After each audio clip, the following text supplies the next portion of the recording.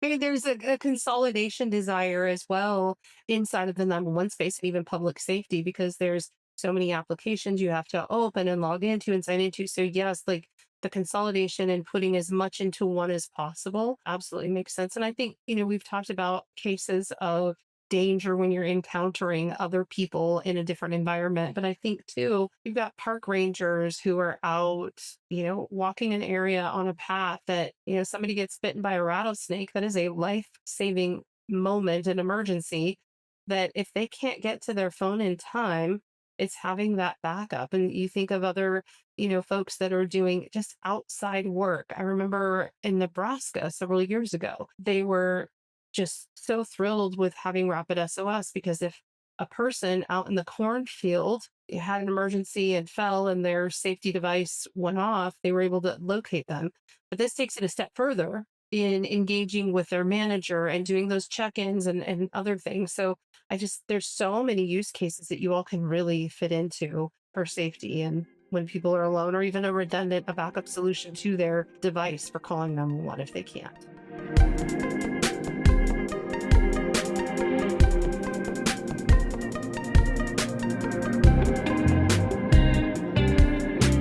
Welcome back, everybody, to the Safety Gap podcast. I'm your co-host, Cassidy. I'm here with Karen. Karen, how you doing today? You're good. You're good. Just refreshing. How's your day been? Where have you been? Okay, so I'm not traveling today and the background looks the same. So first of all, I had to change up the do for y'all. So there had to be something different on this call. But I no, noticed today, that. I was going to comment on that. It looks very nice. thank you. Today, I had the pleasure of joining Chief Purpose and his handler, Kelsey, at JeffCom, which is Jefferson County 911 out here in Colorado, who this agency handled the unfortunate high school shooting last week. Um, I will say for this agency, this area has handled, I think this was their third high school shooting over the last many years, starting with Columbine, as we all remember, over 20 years ago. So, to be there and to take chief to just give support to these telecommunicators who experienced a horrific event. We pray and send our thoughts to the students that were injured in the family, and of course the responders as well who responded on that day. But giving just a little bit of light in such a dark moment is a pleasure to do. So we thank all of our telecommunicators out there who do the important work and are literally the lifeline for folks that are in need and our field responders alike. And I know we'll be talking about more safety stuff now. And there is still that telecommunicator in the middle of all of this that is helping that human in need. I appreciate you sharing that, Karen, and obviously the visit and everything else. So thank you. And with that, why don't we introduce our guest, Nick Brown. Nick's the Director of Lone Worker Solutions at SafetyCulture. Nick, welcome to the show. Thanks very much for having me, Karen and Cassie. Great to be here. Yeah, I'm looking forward to this. So what we do when we start these is we'd love to kind of just get a little bit background on you. Kind of how did you get into the space of lone worker, safety culture, et cetera? And then I will open up a whole host of other questions we'll have for you, Nick. Look, I studied law at university. I worked in risk and compliance throughout that time as well. So a pretty strong background in understanding that compliance was really a minimum standard, a baseline for businesses to excel beyond. And so when I met Hayes, the founder of Shexy, about 5 years ago now, it was incredibly refreshing to meet someone that had that similar sort of mindset.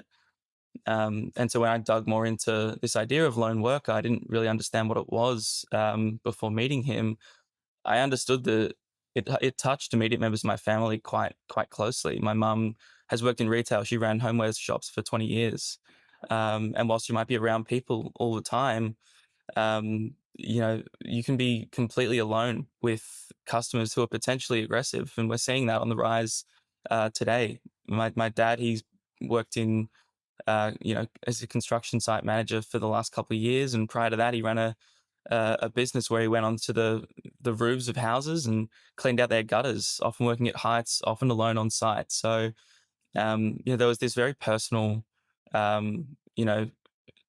meaning for me around this piece around lone worker. And so over the last 5 years, I've spent that time at Shexy and then later on at SafetyCulture, where I now oversee a lot of those lone worker products across the two businesses. And for our audience, it'd be great if you could define what lone worker means to you. So the first time I heard this term was, 2 years ago when I joined Rapid SOS. And I remember thinking, yeah, I had, as a just, human, I hadn't really thought about this concept. And then you start thinking about it and it makes a lot of sense. So I'd love you to kind of explain it in your words, because I'm sure you'll explain it way better than I would. I'll do my best. Yeah. I think the name is relatively indicative of what it is. It's people that are working by themselves, right? But my definition is it's anyone who's out of sight or out of sound, out of earshot of a colleague, whether that's for an extended period of time or just temporarily.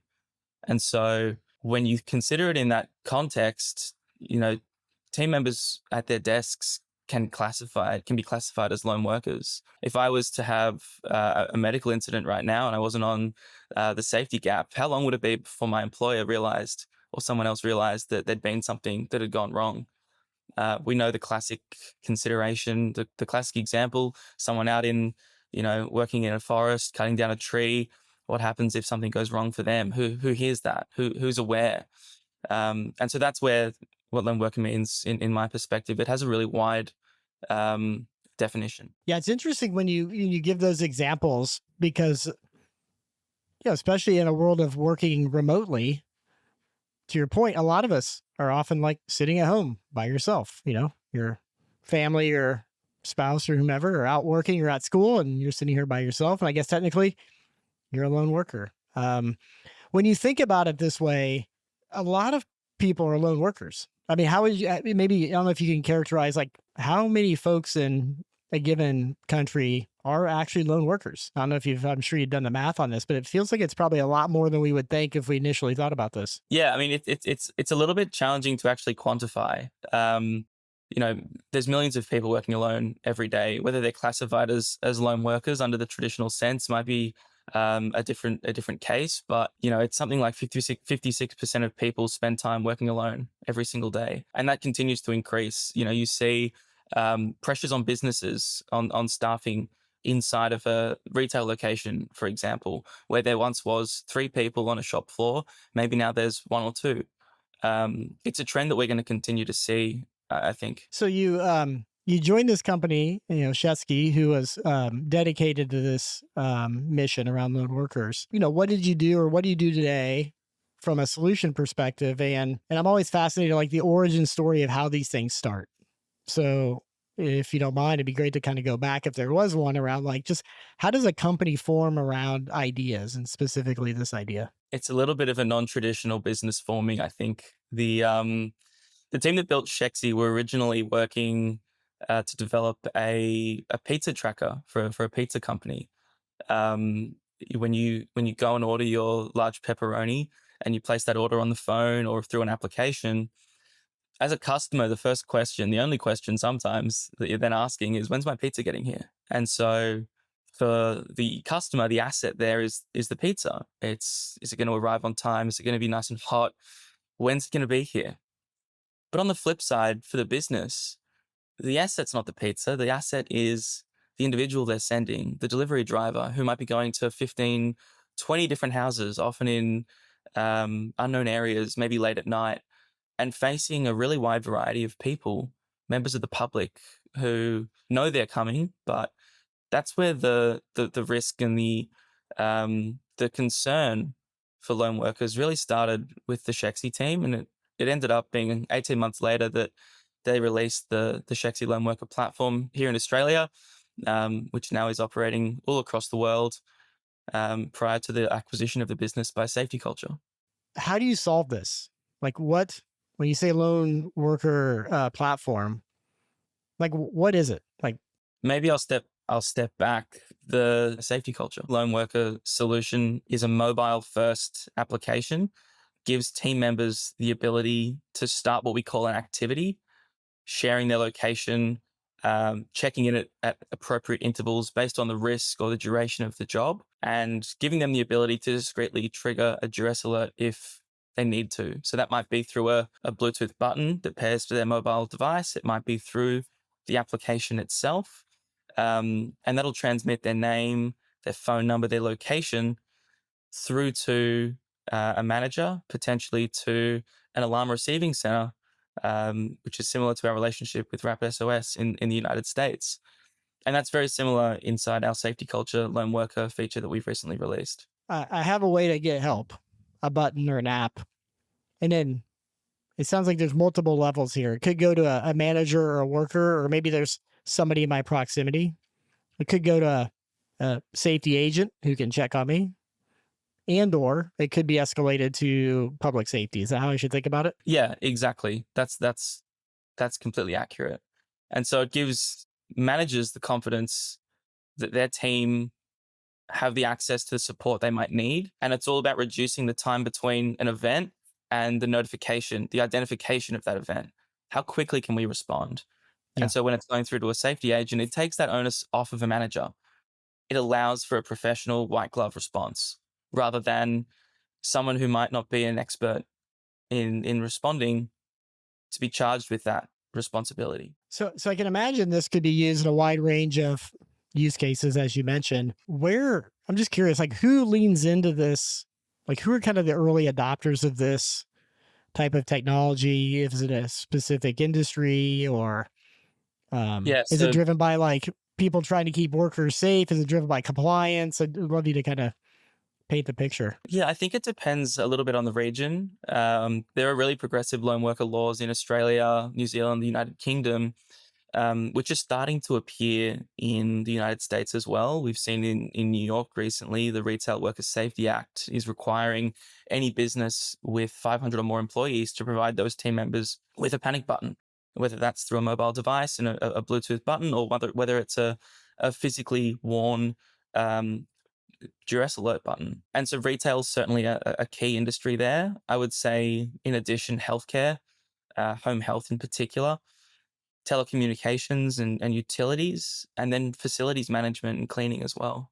They'd be sort of where we play. When you're talking to these, if it's not regular, is it largely driven by regulation? So you mentioned in New York, the potential like legislation in New York, or is there like what's the equation here? Because at one hand, feels like everybody should have this. If I own a business and I have lone workers, I should be doing what I need to do to keep them safe. And this seems like a really fantastic way to do that. But my hunch is it's not that easy to get buy-in in some cases. And I'm just curious, like that journey you go through to kind of socialize this, get folks to understand the value, et cetera. Yeah, absolutely. No, it's never that easy. I think it's a different conversation in Australia and the UK, where because it's a legal requirement in a lot of cases,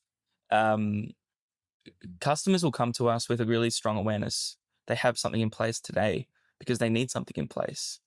But it goes back to that question that perspective of compliance being a minimum standard. And so whilst this does tick a box from a regulatory perspective, it can go far above and beyond that for team members, which is where we see the adoption in the United States. So it's businesses that want to do more than the bare minimum. They want to be a point of difference to competitors. What are we doing that the organization down the road directly competing with us for employees isn't doing? And so what we're starting to see is a lot of our customers are actually highlighting this as an employee benefit. Hey, we provide you with the tools you might need to remain safe on the job, to get the assistance that you need when and where you need it. Yeah, I think, if I think about the United States, we do have labor challenges, like actually getting workers. Whether people are actually less safe at work or not, they certainly feel less safe. And so I can see this being a potential great way to retain and recruit workers as being a benefit to them. So let me ask you that question.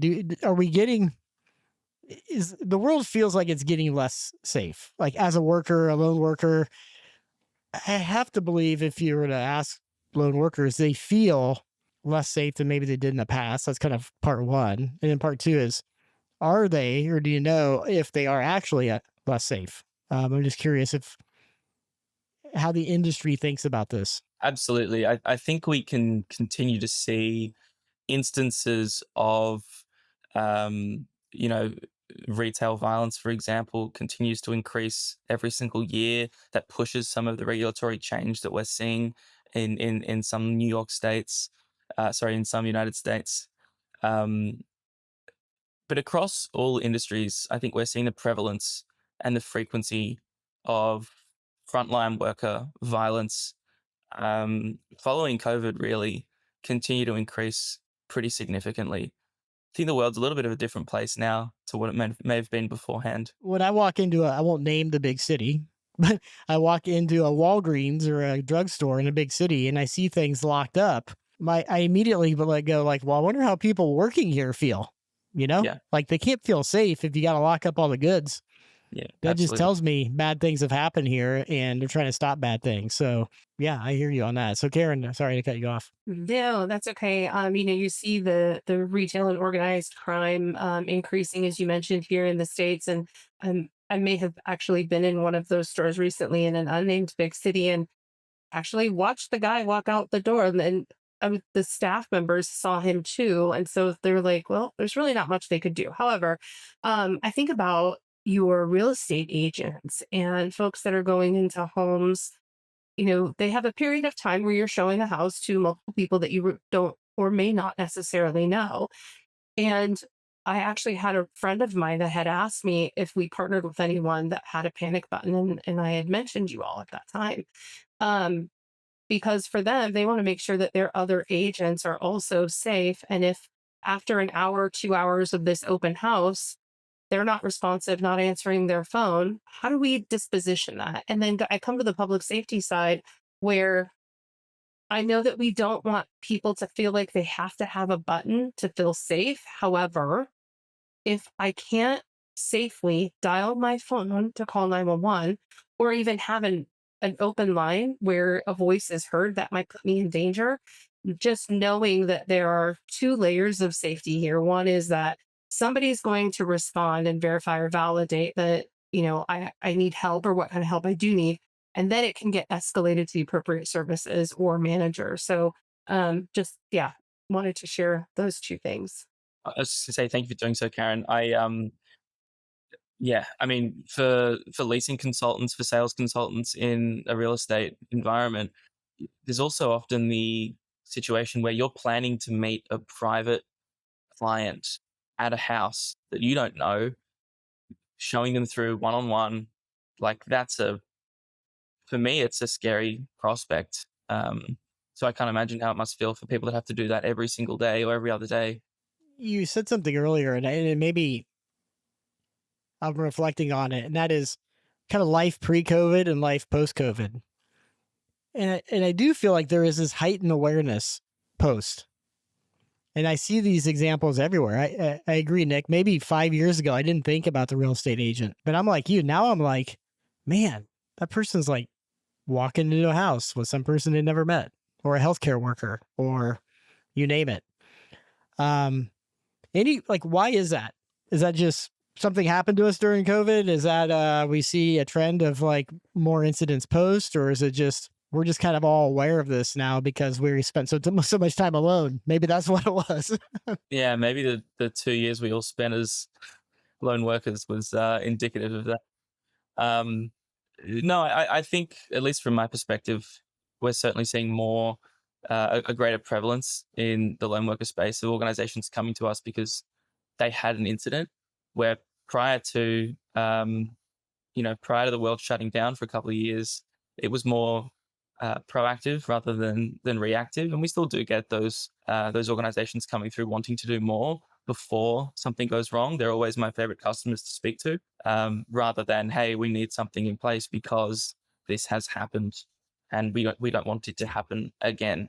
There seems to be a lot of panic. Like, Karen mentioned panic buttons and solutions out there. How do you coach customers or prospects you're talking to through how to evaluate what the best solution is for them? Obviously, you want it to be yours, but I'm sure they get hit by a lot. If they're interested, there's probably a lot of seemingly similar solutions out there, and I'm sure they're not all this similar.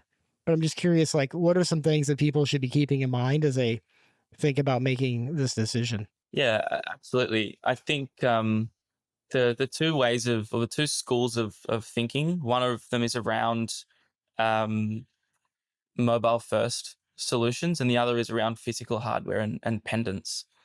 And I think both play a really important role, and for probably different industries.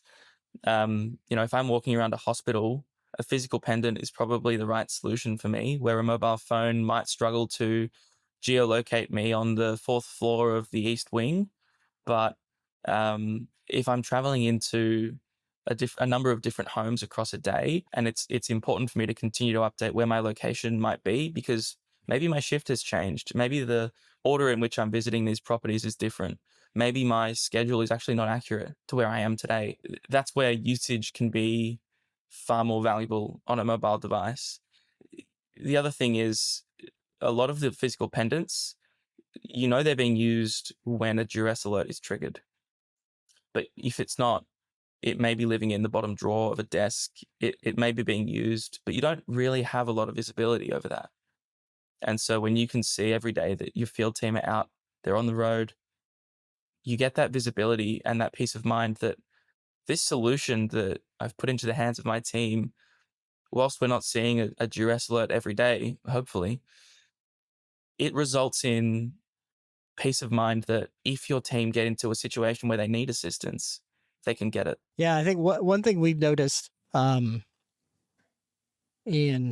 across our customer base is if you're in a role where you're using a device consistently for the role and you're kind of on and in that device, it kind of makes sense for this to be in that application versus, if you're not and you're working somewhere, is it easier to pull out your phone and open a device or call 911, or do you just need a button to press? And so like there's some natural scenarios where somebody is working and they live on their mobile phone.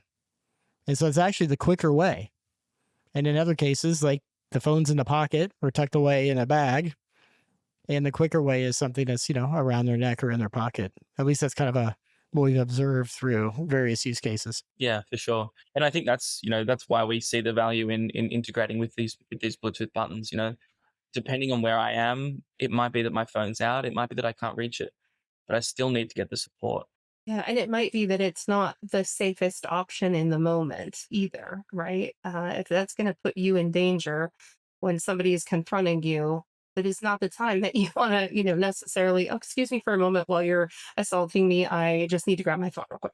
Yeah, This doesn't work. Karen, that's a really good point, because a lot of businesses I speak to, they coach their team to do exactly that. This person's being aggressive towards me, therefore I'm going to step away and make a phone call. It makes a lot of sense in theory, but in practice, if I pull my phone out, there's a really good chance that it actually further aggravates and antagonizes someone who could be, quite violent or is on the verge of being so. What's the impact of this on like the public safety side or the 911 side? It feels like, based on what we see, is public safety is getting more and more used to these types of devices and signals into 911 where there is actually no call.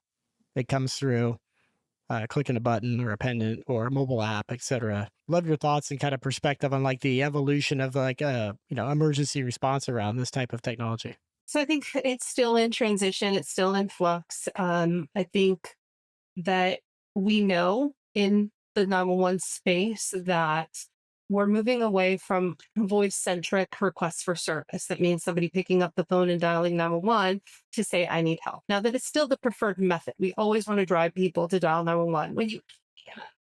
But in those moments that you cannot, and it's not the safest mechanism, what are those other solutions? And so I think there's still a lot of education that's happening in this space, and a lot of understanding to the use cases. Nick, as you mentioned, what are the types of folks that are out there? What kind of work are they doing? And when might they need emergency? Why would they poke a button rather than calling 911? So, our 911 professionals are so good at handling whatever comes at them.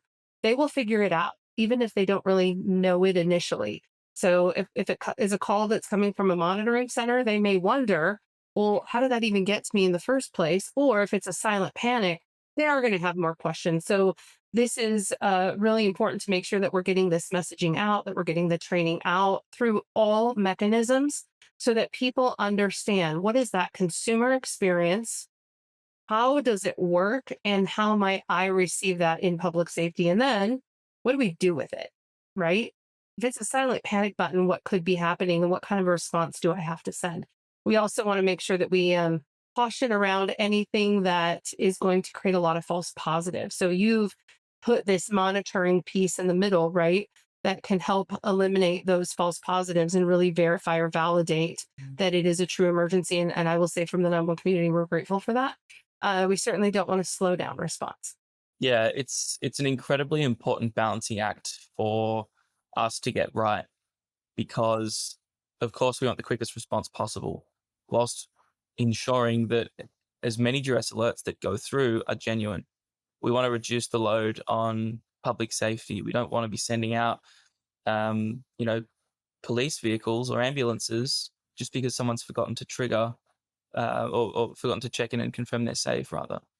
And so it's a really important balancing act. We have various notifications in our system that get sent through to the user when it's time for them to check in, when their duration's expiring, when they're about to trigger a duress alert, giving them every chance they can to ensure that if they're safe, they note that down, so that every single duress alert that gets triggered, it has a genuine a genuine event and a genuine need to respond. I assume one of the benefits of kind of your platform and the approach that you're taking is these workers are also getting trained on this too, right? Like, oh, I accidentally hit something and there's a notification or I have a certain time frame that people are going to check in and I know what it means if I don't respond to the check-in. Versus like just handing somebody a pendant and saying, hey, if you get in this issue, just hit a couple buttons. My hunch is there's like a level of training around like what this means as it gets integrated into kind of like the lone worker kind of workforce. What we do here is we're fundamentally changing the mobile device from being that to being a safety tool, a response tool. And that comes with really significant gravity for an end user. If you throw your mobile device on the car seat next to you when you're driving off and it detects a fall, that's going to trigger an alert. You need to fundamentally treat your mobile device differently than you were prior to having a safety solution like SafetyCulture on it, because it's not the same. Our mountain communities are going to thank you for that. A lot of folks that fall on ski slopes and things like that will receive an influx of signals from those devices. So yes, there's another piece of information that you all deliver as well, and that is the person's phone number. So if they push their button, the 911 community would still have that phone number to be able to call them. And it's just another layer of verifying and validating what that emergency is, ensuring that we're sending the appropriate response. But there's also that risk management piece too, right? If it is, they need help and it's not an emergency, then slowing those units down so they're not running with lights and sirens down a road, potentially putting others at risk, is also incredibly helpful. Yeah, absolutely. And if they've got that capability of connecting and discussing with the safety agent, it gives us the ability and gives Rapid SOS the ability to categorize the significance of the event. Is this, hey, I've twisted my ankle, I've broken my leg, or is this, I'm in imminent danger and need assistance yesterday? I love these conversations because I really enjoy hearing your favorite stories or the stories that are most impactful for you and your company in terms of like the save stories, the success stories. And I'm curious if there are a couple of that you would like to share to kind of to kind of really add some vividness to how this works. Yeah, I've got one that's certainly relevant to today's conversation, particularly from the perspective of, when is a team member working alone? So we had a US-based home health organization or home health department of a broader healthcare organization implement our lone worker solution. And the reasoning for that was for their home health team going out and visiting a myriad of patients at all hours of the day, providing in-home care, analysis, doing blood work from the comfort of their own home. And so you fast forward a few months after this solution has been implemented, the team feels safer. They've got access to the support they might need when they're out in the field. It's all great. Then they also have a telehealth hub at the hospital site where they go before every day. They pick up their equipment, their supplies. They go back there between visits for customers if need be. And they also provide telehealth there. And so they have the lone worker solution on at all times when they're at work throughout the whole shift. They're checking in at regular intervals as part of their internal process and policy. And one evening, they had a team member working and conducting telehealth, working at their desk. This is a night shift, so it's 3-4 a.m. They're checking in with patients who are up at night, making sure all things are going well. They were the only person in the telehealth area when they had a medical incident. No one was aware that this individual was there or of their pre-existing medical condition. And so when they passed out at their desk in what is quite a sort of remote part of a room, a telehealth room, it would have been much longer than the 3 minutes it took for the manager to become aware of the fact that the team member was failing to check in before they got the assistance they needed.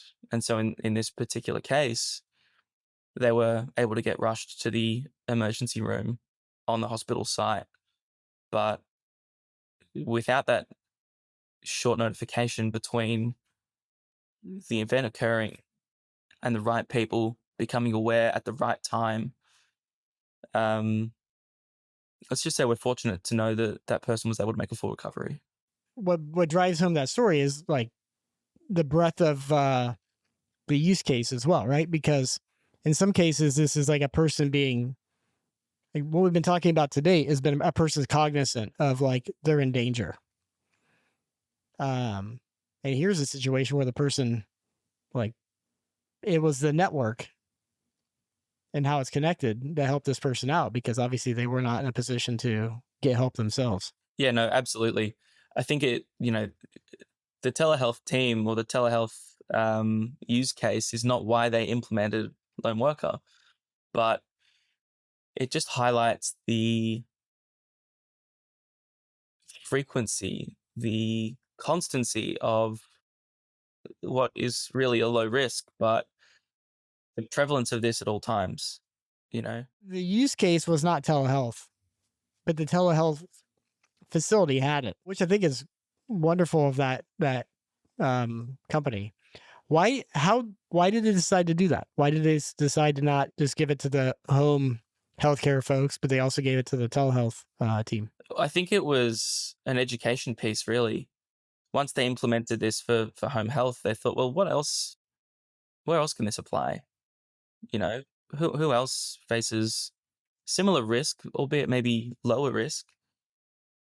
Where else can we help to improve the standard, go beyond compliance with our team who are working by themselves, out of sight, out of earshot of colleagues? And so over time, they've continued to grow their use cases. They have some people in their HR team, in their corporate security now that are using this particular solution. So I think once you start delving into this area, you realize just how exposed some of your team can be. I imagine this is maybe a pretty consistent story where an organization may start in one part of the business, see some success, and maybe leadership's thinking about where else to apply it. But I bet a lot of employees are like, well, listen, I see what we're doing for the folks out in the field. I also don't feel safe in certain situations. So can I get it from my department? I'm curious, like, is it really top down or does it really start to become bottoms up as this spreads through an organization? I think the bottom up can make it spread like wildfire. There's an element there of, hey, that team has a shiny new toy, I want it. But I think the bigger piece is what's what they're doing, why is that more risky than what I'm doing? I have my own lived experience. Every time I speak to a new home health company, the people who are making the decisions are often 20-year home health veterans that now lead a team. They all have their own story. And whether it's the first team that a business wants to support and protect, or the reality and the realization over time that, hey, we're far more exposed than we thought. This is something that we should be mandating or offering rather to anyone who wants to use it, to anyone who feels like they're out in the field and unsafe. Build the business case around this. Mm. Or not you, but like, how does an organization, obviously there's one it's compliance driven. We have to do it. And maybe that is the initial driver. But even in that case, like in the example you gave, there could in theory be compliance for the home health provider, but there's probably not compliance for telehealth, HR departments, the people coming into the office who are working late at night on something. How do you go about helping companies think about the value of this in the ROI when it's not regulatory? Yeah, I think a lot of organizations, when they start this process, they come to the realization that if we're going to do this, let's do it right. Let's make sure this is accessible. And, we try and facilitate that as much as possible as well by protecting the people that a business needs to, whatever other considerations aside. And so I mentioned earlier the piece around it being a differentiator, a point of difference for businesses against their competitors.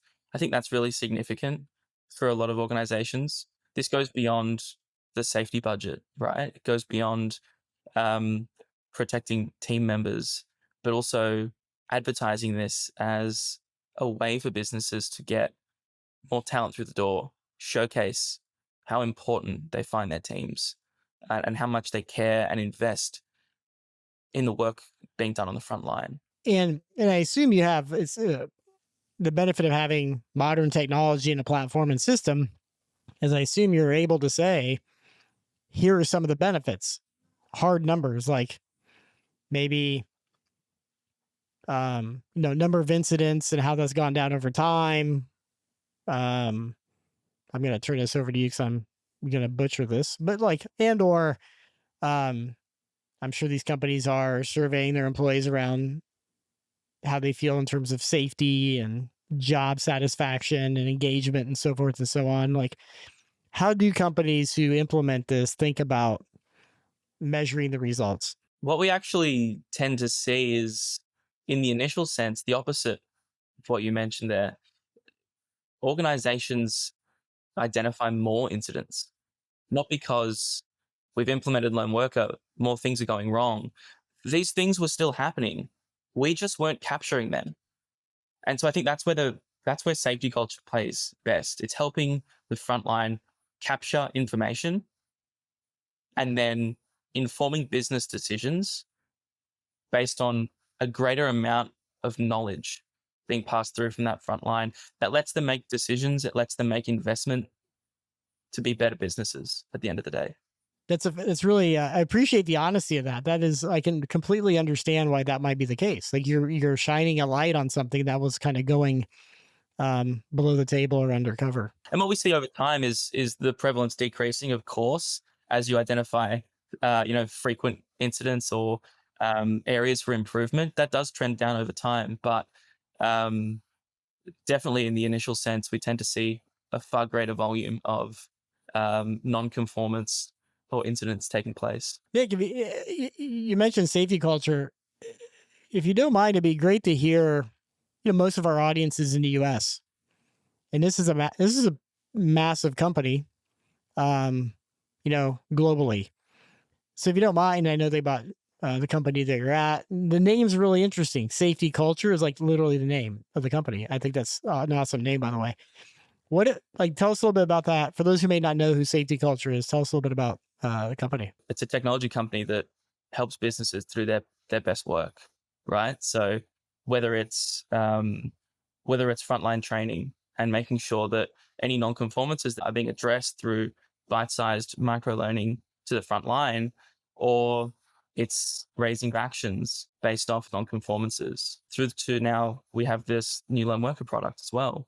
There's a really wide variety of use cases and of solutions that are offered inside one product. And something that I think is a really big priority across decision makers at the moment is reducing the number of software vendors. A lot of businesses have so many different places. Frontline team members have so many different tools that they might need to use. And so reducing that or amalgamating those into one, or not one, but fewer, certainly is a major priority. Well, I think it's frontline workers. I think Karen would be all for getting rid of some software vendors, wouldn't you, Karen? There's so many. I mean, there's a consolidation desire as well inside of the 911 space and even public safety because there's so many applications you have to open and log into and sign into. So yes, like the consolidation and putting as much into one as possible absolutely makes sense. And I think, we've talked about cases of, danger when you're encountering other people in a different environment. But I think too, you've got park rangers who are out, walking an area on a path that, somebody gets bitten by a rattlesnake. That is a life saving moment, an emergency that if they can't get to their phone in time, it's having that backup. And you think of other, folks that are doing just outside work. I remember in Nebraska several years ago, they were just so thrilled with having rapid SOS because if a person out in the cornfield had an emergency and fell and their safety device went off, they were able to locate them. But this takes it a step further in engaging with their manager and doing those check-ins and other things. So there's so many use cases that you all can really fit into um, for safety and when people are alone or even a backup solution to their device for calling 911 if they can't. Yeah, as a marketer, I was looking at obviously some of the stuff about safety culture, and you have the picture of the worker on top of the wind turbine, and that really hits home. Okay, I totally get what you mean by lone worker.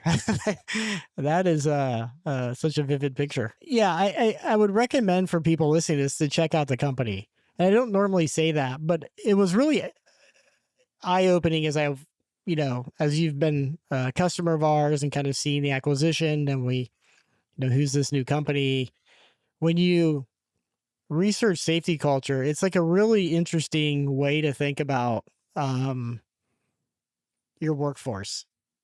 And I've looked at a lot of companies and a lot of software in my life, and I found it a really unique perspective. So, for you and your leadership team, really well done. Where do you guys go from here? Like when we think about lone worker and the solutions you have, what's next? Like what's on the horizon? I don't know, put maybe your 2 or 3 year hat on. Is it more technology or is it just kind of adoption of like the technology that exists? I think it's always more technology, and it's making it easier for the frontline to use. Um, in a home health context, for example, we know their best work is not done when they're on their phone and doing multiple clicks to get something done. It's about a seamless experience. How can we provide them with the highest caliber of protection whilst ensuring that they're able to connect on a human level with the people that they're servicing? And so for me, it's increasing the intelligence of the product. How do we, you know, integrate it with more parts of our tool? How do we ensure that it speaks to an HR platform that's hosting all of the employee data? How do we extend access to teams that are outside of cellular coverage? How do we make sure that we're able to one day triangulate the location of a team member inside a building with sensors? You're in this particular room based off where your mobile device is pinging. Things like geofencing. If we've had 3 or 4 events in the last 2 months at an unnamed suburb, let's notify when team members go in and leave that area, because that's really crucial information for us. How is obviously you're all over the world. The company's headquartered, I believe, in Australia. You're in the United States. How do you think about rollout and expansion in the United States? What's the best way for people who listen to this to get a hold of you all? Like, are there certain industries or geos you're going after, or is it really like, you're just open for business across the country? Yeah, we've got a presence in Kansas City. That's where we've been for sort of the last 10 years. I just actually moved back from our Kansas City office. Go Chiefs. Um, and then Rough Super Bowl for you guys. I mean, we haven't won a game since I left the US, is all I'll say. So maybe there's something there. It's time Maybe to bring you back. yeah, maybe Coach Reed and me need to have a conversation. No, we've got a presence in Kansas City, across New York, across Austin. So we're open for business. We have been for the last 10 years. Anyone who's listening and wants to have a conversation, I'm more than happy to fit you into part of the morning routine. I might be walking, out in sunny Coogee, but I'll make sure I can make some time for anyone who wants to have a conversation. I love that. Well, Nick, really appreciate your time. And for those, if you can't find Nick, you can feel free to reach out to Karen. I feel like Karen knows half the country when it comes to safety and security. So there you go. We're happy to help out in any way we can. So thank you again, Nick, for the time. We really appreciate the conversation. Super insightful. Take care, Cassidy. Thanks, man. All right. Have a good day.